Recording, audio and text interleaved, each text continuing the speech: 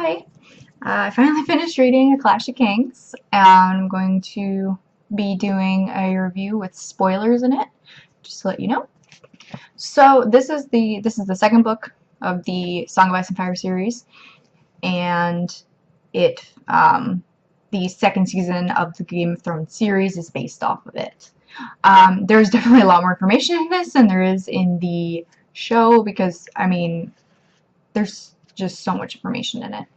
So this is basically a lot of the fallout from, for one, Ned Stark getting killed at the end of the first book, and then also right before Ned Stark died, he sent off a letter to Stannis Baratheon saying that your brother has no true-born sons, you're the heir.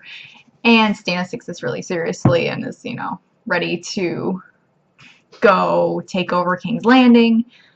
The problem is, nobody really likes Stannis because he's such a hard ass, and he's really strict, and his sense of justice is that something bad that you've done in the past cannot be washed out by something good that you've done. You still have to pay for what you've done in the past.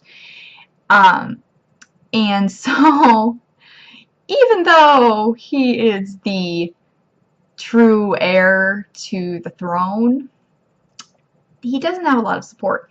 And so then his younger brother, Renly, is getting all sorts of support. He's got like 100,000 soldiers in his army because Renly's decided, oh, my brother, nobody likes my brother. I will be king because I'll be an amazing king. And a lot of people support him, and they think he'd be a great king. So Stannis knows he has to somehow take care of Renly. He doesn't want to side with Renly because, no, I shouldn't have to. It's my birthright. I am the true king, and to heck with Renly. And so he has to figure out a way through some interesting means of how to get control of Renly's army. And so that's one of the things. The other thing that's going on, Robb is now the king in the north. He's not as interested in completely taking over the Iron Throne. He mostly just wants to, he mostly wants to get revenge for his father and to get his sisters back from King's Landing, and the rest of his army want the North to be a completely separate entity from the rest of the Seven Kingdoms because screw everybody else. And so everybody calls him the King in the North. And then, of course, you've got Joffrey on the throne, and he's a little pain in the butt. And you've got Daenerys, who is not doing so great at the beginning of this book after the events of the last one. She and the few hundred people left in her Khalasar, they're wandering through the desert, they're dying, and things look pretty bleak for a little bit until they, suddenly they find a place to stay and gain back their strength, and then people learn about her dragons and they want to see her dragons, and that's a very interesting plot. One thing, I imagine people who are watching this have probably read these also, and so they're just, listening to what I think about it. If you go back, definitely pay really close attention to when Daenerys goes to the House of the Undying in Qarth.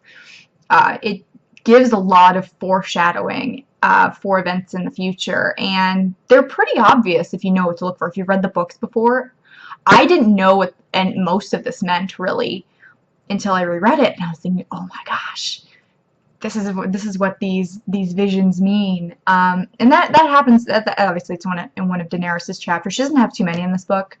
Not a ton happens with her in this book. What does happen is fairly important, but there's a lot more important things going on in the Seven Kingdoms. I mean, there's a huge war, and there's several armies fighting because some of them think that Joffrey's a bastard. He's a child born of incest, which is true, but, not everybody believes it. And, well, heck, I mean, even Tywin Lannister, he pretty much knows, but he doesn't. He's like, no, we're Lannisters. We all doesn't matter. Doesn't matter. We're in power. Doesn't matter. And so, and then people are fighting for Joffrey because they don't really know what he's like, and Cersei is controlling everything behind the scenes. And then you get this really interesting dynamic of Tyrion being sent in by his father to basically act as the hand of the king. And nobody likes Tyrion because he's, this twisted, ugly little creature, and they think he's just a drunk and a whoremonger, and they don't like him. People don't like him. But he's doing everything he can to prepare the city for the siege by Stannis, because at this point they know that one way or another, either Renly's army or Stannis' army are going to be coming, and they're going to try to sack the city. And so he's trying to do everything he can to save the city, whereas his sister thinks he's just trying to undermine her, and he doesn't have the best interest in heart for Joffrey or for their family. And so it's very interesting, all the dynamics. Tyrion definitely knows how to play the game a lot better than Ned Stark ever did. Ned Stark, he was way too honest. He got himself killed because he was really way too honest. So this book definitely has a lot more action in it than the first book, because they've already set up a lot of stuff, and there's still, the first half of the book definitely does set up some more things, but you get a lot more action, a lot more battles that go on. And so I actually find that this book is, once you get past the first, I don't know, 300 or 400 pages, it picks up really quickly. There's also this whole thing with Jon Snow. They finally go beyond the wall. They're doing a ranging, trying to find Benjen Stark and the other rangers that have been disappearing beyond the wall. And that's fascinating. That's a completely new world. Like, if you've read these, you understand. I mean, the main threat is from beyond the wall. It's all the others and their whites and the White Walkers and everything. And you start to get a glimpse of that with Jon beyond the wall and the wildlings, and how some of the wildlings are very twisted, but some of them are just normal people. So yeah, it's a great look at what I finally get to see beyond the wall.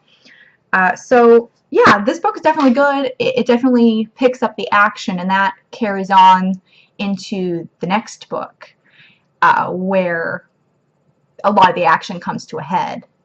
And so yeah, this is a good book. It's much more fast paced than the first one. I've suggested this to people. If you've watched the series but you haven't read the books, if you don't want to sit there and read the really long books, you could possibly skip the first book. You might miss a few things, but you really have to read the second book and beyond, because there's a lot more information you just won't get, because there's characters they don't explore, things they don't explore, that you will miss if you don't start on the second one. So yeah, those are my thoughts on A Clash of Kings, and I will eventually be getting to A Storm of Swords. I just started reading it, about 200 pages into it right now, and I'll do my review of that one as soon as I can. Alright, bye.